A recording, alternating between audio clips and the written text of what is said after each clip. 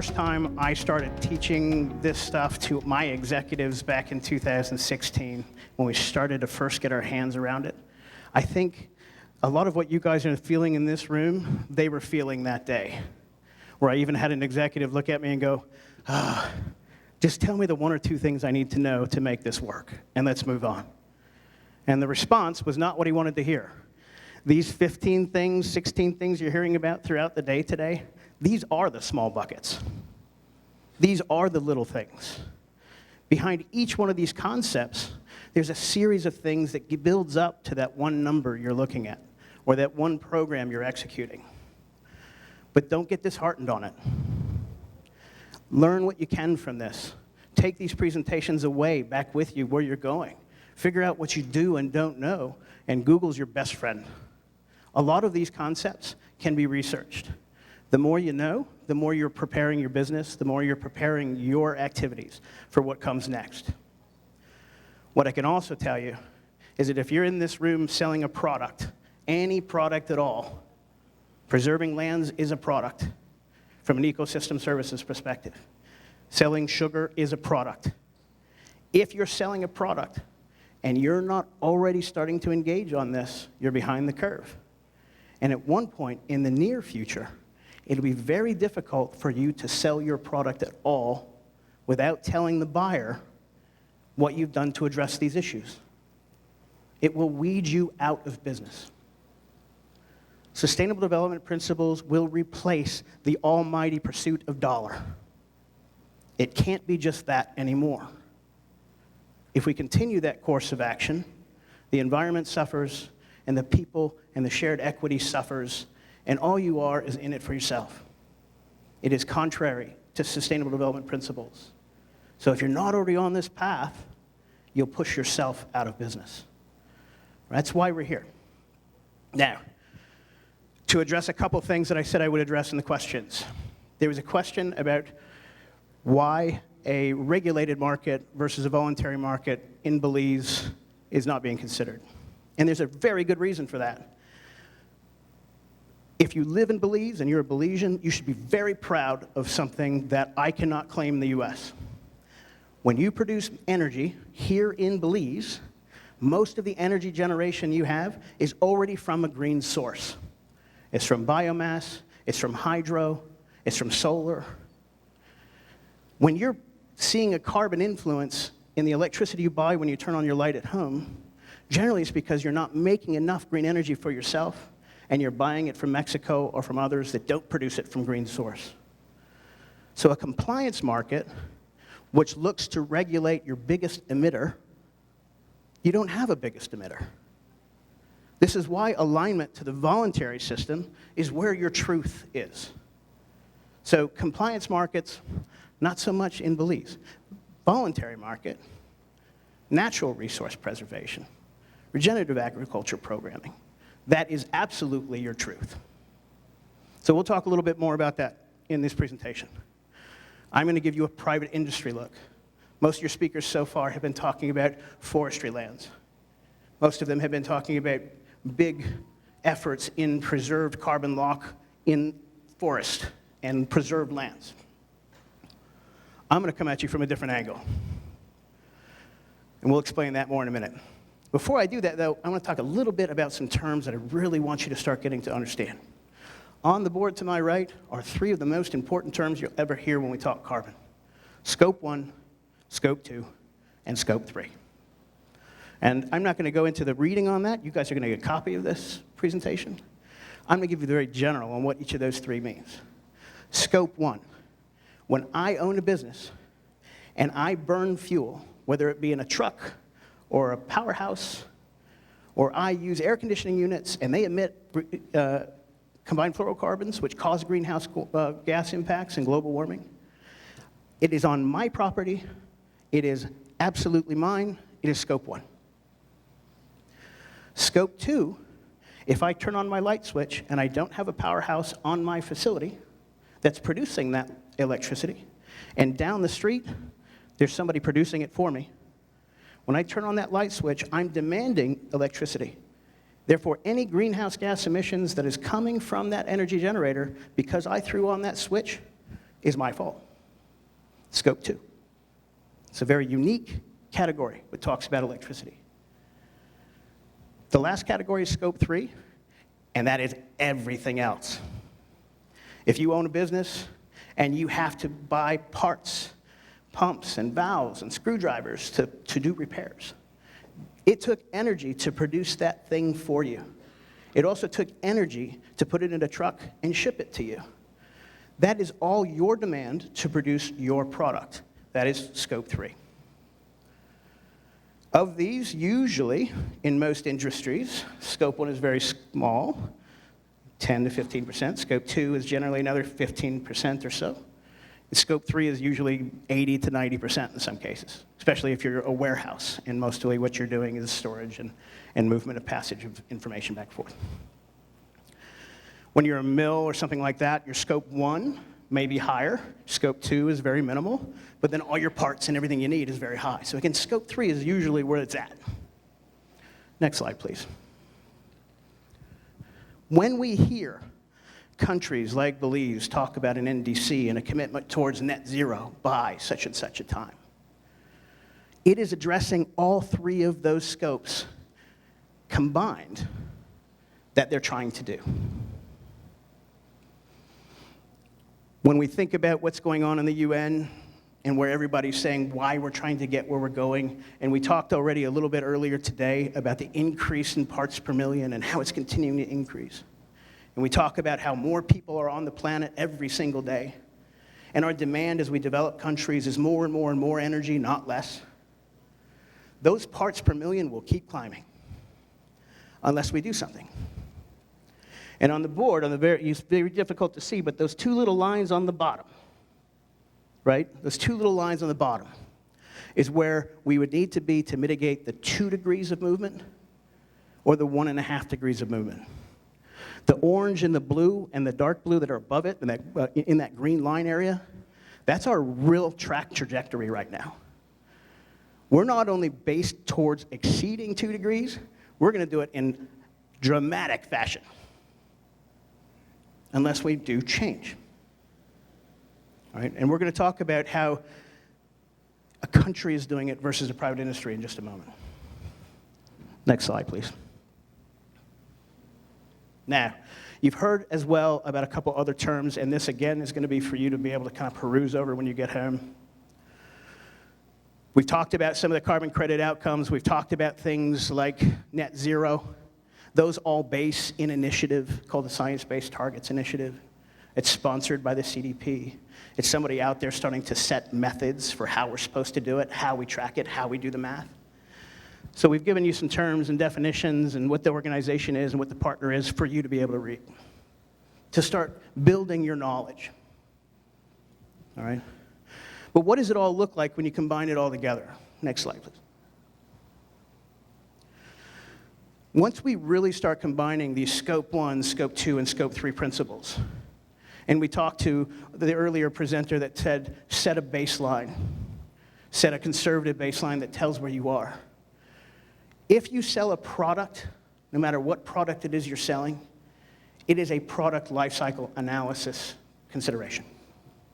It is a farm-to-gate influence of your carbon embodied or embedded in your product. When I grow it on farm, if I apply fertilizer, the fertilizer decomposes and it has nitrogen emissions, which is a greenhouse gas influence. But that fertilizer also had to be shipped to me, more greenhouse gas influence. It also had to be created at the fertilizer plant, more greenhouse gas influence. And that's just the farm component, that far left-hand side of our influence. The next step would be moving it from the farm to the mill. Logistics movement of the weight of the product out of the farm. More greenhouse gas influence. Once it gets to the mill, if my mill isn't as efficient as it needs to be, it might not only run off of biofuel. It might also run on a blend or a mix of other types of fuels, whether it be natural gas or coal or bunker fuels or diesel. More greenhouse gas influence. All the pumps and the valves and everything else that it took to get to the mill to keep it operating, more greenhouse gas influence. It's this web. Who likes math in the room? I can tell you I like science. Math is a necessary evil, okay? I can tell you spreadsheets are the bane of my existence right now, because each one of these components has a quantity and an anticipated greenhouse gas emission for its generation and shipment, and an ultimate carbon number, which gets added and added and added to form something like this. This is our current 2021 product lifecycle analysis for ASR Group. It is the mills that feed us, all mills, not just ours. It is the shipment by logistics on a boat to get to a refinery. It is the refinery influence of more greenhouse gas emissions because most of my refineries run off of natural gas. And then what's not even pictured here, which comes next, is the people that buy it, the retailers, the bottlers, the candy makers. I still have to ship it to them. They still have to put it in their product. If I ship it to your shelf, it's in a package, which ultimately goes for disposal, more greenhouse gas influence. That's our carbon baseline. When I say net zero, all the carbon has to come out. Everybody I buy from has to be on the journey with me. Every ounce of energy I produce at my site has to convert to non-greenhouse gas influencing gases. Your mills here are fairly efficient. I can tell you the one up north runs off 100% biomass. It is unique in that way. Most require a fuel mix. There's a very small amount of greenhouse gas influence that comes from that. That's not to say CO2 does not get emitted. CO2 does, in fact, get emitted. But the plant grows again the next year. It's trapped in the cycle that is plant growth, plant consumption, plant growth, plant consumption. As soon as I pull petroleum fuels from the ground and put it into that circle, then I'm emitting more carbon than is normally in the atmosphere. That's what these numbers are. That's what's causing those parts per million to climb. Understanding that and all those components is the task of everyone in this room, so that you can start to address where your biggest influence is. Once you address it, that's when this thing called carbon credits comes into the room. If I start making claims that I've eliminated 515 kilograms per kilogram of production, or 0.515 kilograms per kilogram of production, and I start selling you zero carbon sugar, I better have something that proves that I've eliminated that. Some of that might be by offsets, and there's plenty of companies out there that are just buying all these credits to equal out to that number so they can market. Have they really changed anything? Have they changed their powerhouse to not have the number? No, they bought a bunch of credits from you to address that number so they can market it. So there's a difference out there between an offset like that and an inset, where we start talking about regenerative agriculture, where we say, yes, I've used fertilizer, but I've done these practices, crop rotations, intercropping, and I made the carbon trapped in the soil, and I know that from these tests and these methodologies, and it equates to what I needed for the fertilizer. That's insetting. Nature-based climate solutions, insetting. There's a difference between that and buying a whole bunch of offset credits. When we talk about science-based targets, when we talk about net zero, there are bylaws or rules that say how much you're allowed to claim in offset credits to be able to claim net zero. And it's very small. Why? We're trying to change behavior. We're trying to change the way we make energy. We're not trying to set up an area where we make a whole lot of money because somebody claimed to buy credits. Okay. So this is what it means to have embodied carbon. And the challenge for everyone in this room is to start getting an understanding for how you do that math. Next slide, please. Now, once you do know, once you do have an idea of where your contributing factors are, the voluntary carbon markets that are out there are starting to already say, I've got a study that proves if you do particular practices, it does in fact capture carbon. And these are some of the ones where you already see regenerative offset potentials, or ways you can put credits out to the market. And they're not just planting a tree. In agriculture, you're talking about everything from herd management to regenerative agriculture practices to how much fuel you've put into your tractors and have you converted it to biodiesel. When we're talking about landfill and waste disposal, are we just dumping it on the ground and allowing it to deteriorate, or are we putting it somewhere where we can capture the methane gas emissions and turn that back into an energy source? These are just a number of examples, right?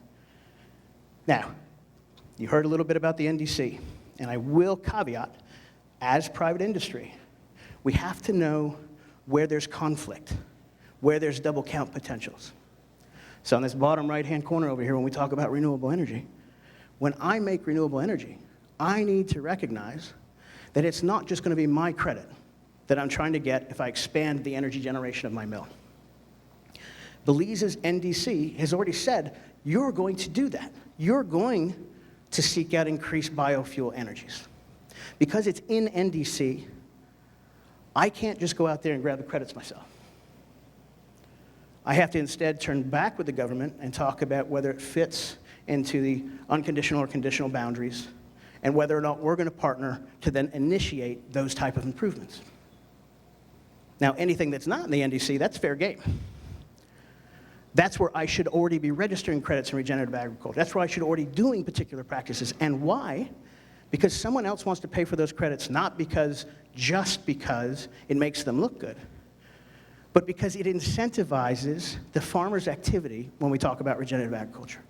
It's supposed to be the gap fill between now, when he starts doing those regenerative agriculture practices, and 3 or 5 years from now, before he sees the benefit of those activities. It's the gap fill to cover the cost of those type of behaviors. Creating a sink in the soil, making the soil healthy again, does not happen overnight. We've taken decades to herd it. It takes time. These programs are intended to incentivize those behaviors. And it's the person that does it that should and can be incentivized. Next slide, please. So again, not going to read through this, but this is what we've started to bring forward. It was brought to us and is instructed by us, and everything I'm teaching you now is the same stuff I taught my executives. This is the taxonomy of how the carbon credits work. Is it this or is it that? Understanding where those overlaps start to lie and how reliable they are is about addressing risk in this category. If I leave you with nothing else, recognize this is going to be a carbon program for anybody that steps into it. There will be data on your end. There'll be registration of what those credits look like. There will be retirement of credits. There will be sale of credits. There will be who knows what else once the legislation is written on how that's going to be monitored and measured to make sure it's a good and viable credit. But this is the taxonomy of that, and you start seeing some of those divisions. Is it a removal, or is it just a reduction? If I turn around and just replace the petroleum in my vehicles with a renewable diesel, it's a removal. It's not a reduction. I just don't put more into the environment if I keep running that tractor. Right? I'm sorry, that's a reduction, not a removal. Whereas if I start putting something deep into the ground again through a carbon sequestration pathway, that's a complete removal from the environment. Understanding which credit that kind of comes into is going to be the game. Next slide, please. You've heard some of the other speakers today talk about who's already playing in this space. And I would invite all of you to start researching everyone you can that's playing in this space. Vera, Gold Standard, others like that, they print methodologies that say, if you do this, you should save this much carbon. And if they've got a methodology that's already approved, you can start capitalizing on that tomorrow if you do a project. If you put in crop rotation, Vera and Gold Standard already have methodologies for what carbon should be captured by a crop rotation addition. Now, when these things get requested, they are project-based. I'm going to do X project covering this many hectares. I should get this much carbon. And they're going to say, yep, you indeed did do that project. In the long run, expect that there's going to be some truthing that has to happen. And as this continues to fold out, you see things like satellite imagery that says, did you actually confirm that you did crop rotation? Yep, look, there it is on the map. Great. Did you also test the soil to see if the carbon increased over the course of the last 5 years as you anticipated it would? Okay, let me check on that. I'll be right back. There will be some of that in the future, but right now, these are based off a project. Did I do it? Yes, I did. I get the credit. What you do with the credit, that's a different discussion. Next slide, please. All right. That leads to this conversation of, do I sell or do I retire? My goal to sell my sugar to those who said, I want net zero sugar by such and such a time, is to make that 515 number be 0. If I have a handful of credits, and I put all of those credits only on the particular line that that individual is requesting, I can say, what I've sold you is 0 carbon sugar. You still have all the carbon in the sugar. Sorry, but you're not paying for it. I'll sell you 0, but that carbon credit's worth this. So I need that incentive to pass it back down to the farmer. That's where the chain of custody piece is going to have to come in. That's where the monitoring is going to have to come in. That's where the UN talks about Article 6 of, did we double count? Did we prove? Are we sure? Alternatively, I can leave 515 in my sugar and just sell that credit into the open market because nobody's buying 0 carbon sugar. I could still sell to Delta Airlines, who's worried about their carbon emission with each flight. It still holds value to the person who did it. And I'm not just talking about BSI, I'm not just talking about ASR, I'm talking about anyone who did the practice that took the time to put the program in place. This is the reality of what this is going to be. There are very few large companies that haven't made a net zero goal. We ourselves, as ASR, and all of our business units, are committed to a net zero goal by 2050. We have a neutrality goal. The first two, the scope 1, scope 2, the blue area there, by 2040, we want those to be 0. That means my powerhouses that are running off of natural gas by 2040 must be running off of something else by 2040. Between now and 2030, we want to reduce those numbers in scope 1 and 2 by 50%. That means optimize first, and whatever power I still need, I have to convert my powerhouses. And then by 2050, everybody I buy from better be on this journey with me already as well. That's why this is going. That's where these markets are playing into the business model. But there is value in doing it.